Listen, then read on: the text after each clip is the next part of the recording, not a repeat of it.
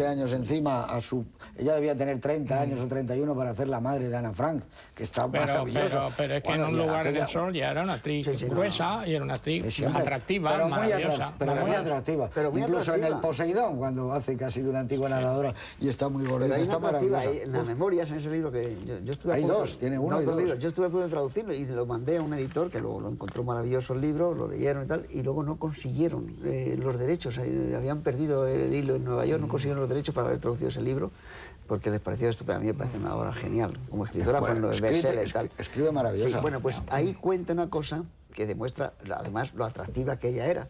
Ella, cuando iba al Actor Studio, bajaban por Broadway, ella y Marilyn Monroe. Sí, que eran muy amigas, y como Marilyn iban sin maquillaje, ella se llevaba las miradas. Y luego además otra de las cosas que ella cuenta... Gassman, la parte esa en su libro que cuenta todo el romance y el matrimonio y el descubrimiento de Italia, el descubrimiento de Roma. Eso es una maravilla. Echemos una cana a la prensa del corazón. En las memorias, como te recordarás, ella reconoce haber coexistido en un lugar donde no tenían un duro por el frío con Marlon Brando. Sí. Recuerda el apasionado amor con Sean Connery. Estuvo casada con Gassman y además con Burt Lancaster. Todas las espectadoras se quitarán. Cuenta Michael Caine cuenta en su biografía que cuando coincide con Sally Winter, lo primero que ella dice, bueno, voy a actuar con la gran Sally Winter. Estaba absolutamente extasiado. Se le encuentra maquillaje y en el que le dices, oye, vamos entonces ahora inmediatamente, echamos un polvo, perdón de la expresión, y entonces ya sí nos quedamos los dos relajados y podemos ya actuar y no vas a estar acosándome durante toda la película. Entonces creo el otro cuenta que se queda absolutamente esnortada, empieza a tartamudear, se da media vuelta, se va, y cuando le oye la gran carcajada a ella, dice, me acaban de tomar el pelo. Claro. Bueno, te has olvidado en esa especie de recorrido el que fue su marido durante muchos años y que fue Tony Franciosa, claro, con el que se casó y pues tuvo 20 años. De eso de todo lo que estamos hablando se deduce una cosa, fíjate, creo yo, que es lo bueno de la historia, de las buenas historias.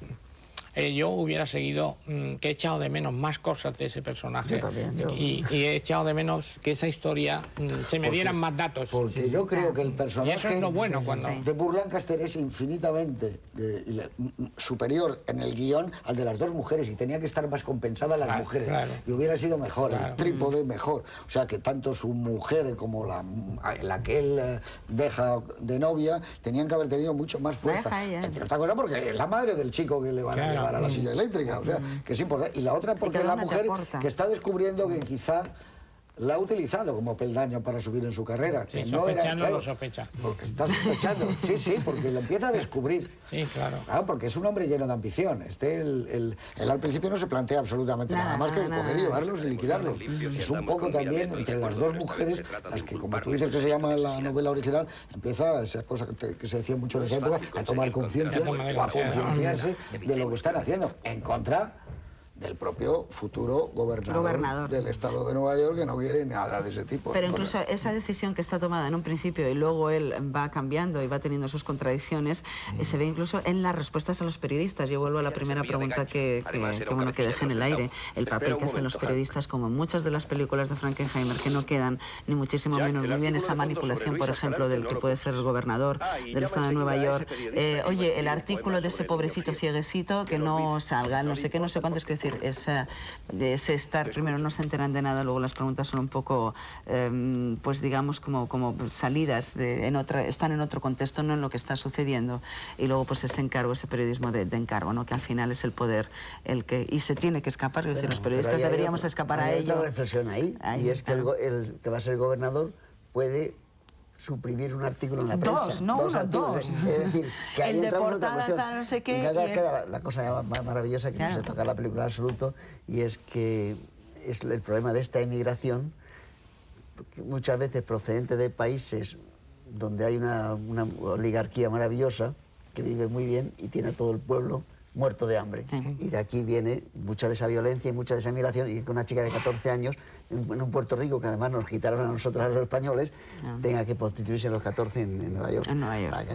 Vaya, la película tiene... Y ahí está también el monólogo de la madre, que la cara de la madre del chico ciego muerto, la que yo vuelvo al expresionismo soviético. Es pura televisión. Pura televisión, ¿verdad que sí? Y es ese monólogo que hace cuando se encuentra con Burt Lancaster. Yo era feliz, yo podía pasear, yo podía tal, y ahora me he encontrado con... Eso está cortado todo cuando se estrenó en España, esos 20 minutos que hablamos. Toda la parte del juicio, cuando él le dice cuál es su profesión, y ella dice, puta, querrá usted decir prostituta. Te cambian las voces. Todo eso, eso estaba cortado, nunca se veía en el juicio. El juicio pasaba y se cortaba desde que había la declaración, me parece, del chico, y ya encadenaba. Con las de una manera que probablemente no pasaba nada, porque nunca pasaba nada. Porque la película también, la historia, está contada de una manera muy curiosa que me gustaría comentar, que es que está contada como a golpes de efectos. Y cada 8 o 10 minutos sucede un golpe de efecto. No debe ir. El primero que sucede es cuando dice, o sea, que manejaba muy bien el cuchillo, ¿no? Dice, no sé qué, dice, porque Roberto Escalante era ciego. Primer plano y vas como contando por y hasta que te descubre la armónica, por ejemplo. Pequeños golpes de efecto. Roberto Escalante era ciego. Yo creo que está muy bien estructurado para eso. Aunque uno de los cuchillos no tenía sangre. Claro, estaban haciendo en ese año, en esos momentos, están haciendo ese tipo de películas. Es decir, la segunda parte de esta película sería, por ejemplo, 12 hombres y piedad. Alguien que a ese chico ha matado con una navaja y se reúne un jurado. ¿Y cómo te van llevando, Juan Miguel, por ejemplo, con ese informe del laboratorio, con los cuchillos? ¿Cómo van haciendo referencias, poquitos pildoritas? No es muy interesante, no, le llaman de madrugada, no es muy interesante en el juicio, no léelo, es muy interesante. Hasta que al final te lleva a que uno no tiene rastros de sangre. En cuanto a lo que dice Beatriz, también es verdad que el cine americano está lleno de grandes películas que rinden homenaje a la prensa. Hombre, ya. Esos tienen muchas. Evidentemente. Ellos... Pero me hace gracia, por ejemplo, ahora, que está bien que las películas cartas, de estas... jugando a las cartas, ese primer plano en la comisaría de policía, que son los periodistas los que están jugando a las cartas a ver qué ocurre. Bueno, eso siempre ha sido muy de la prensa, muy de la prensa.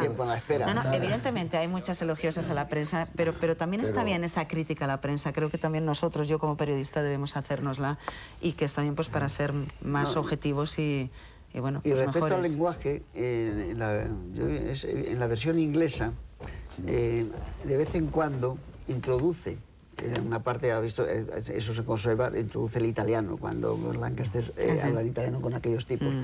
Pero cuando interrogan a la madre, primero empieza hablando en castellano, luego pasa al inglés rápidamente. Pero llega un momento cuando dice una palabra que no encuentra equivalencia y le dice a la hija, cuando está leyendo en la escalinata, y dice, utiliza la palabra odio. Y entonces la chica le dice hatred. Entonces se lo dice al fiscal. Es decir, que en varios momentos recurre a eso, a dar un tono de realidad en cuanto a los personajes. Cuidado que la presencia italiana es grande en la vida americana, en restaurantes, etcétera. Pero en el cine...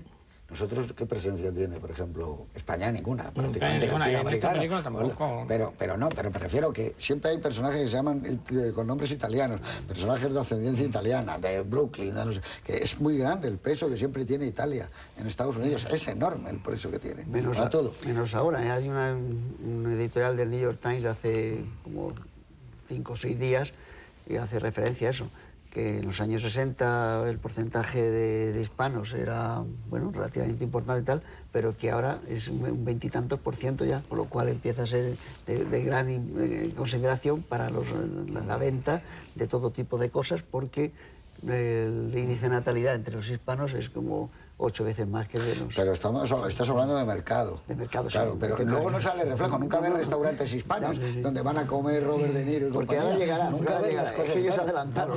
Italianos e irlandeses se adelantaron. No, iba a intentar entrar en el tema final, lo que yo llamo el objetivo final. La coda final. Sí, hacia dónde va la película. Y yo pienso que queda muy claro que los malos son 2 delincuentes y un inocente, por llamarlo de alguna manera. Y en el fondo los que tienen más que callar son los puertorriqueños. La presentación de los puertorriqueños es realmente odiosa. La película termina prácticamente con la madre y la hija, la madre sabedora que la hija es una prostituta, la hija sabedora de que su hermano era un proxeneta, es decir, los puertorriqueños quedan a los pies de los caballos. Y entonces la película dice una frase encima, ¿no? Cuando le dice que son los culpables, no sé qué, y dice, no solo ellos son los que le mataron. Fueron ellos solos los que mataron. Es decir, o sea, cuando le pregunta a la madre, ¿mi hijo qué? ¿Y ahora qué pasa? Dice, no solo ellos son los que le mataron. Es decir, la sociedad, estos chicos, pues tuvieron como esos que le quitaron la mano a las Cibeles. Es una gamberrada. Ya lo había hecho Nicolás Ray en Llamada a cualquier puerta. Es un poco el mismo planteamiento de eso ya que tú dices. nunca Llamada a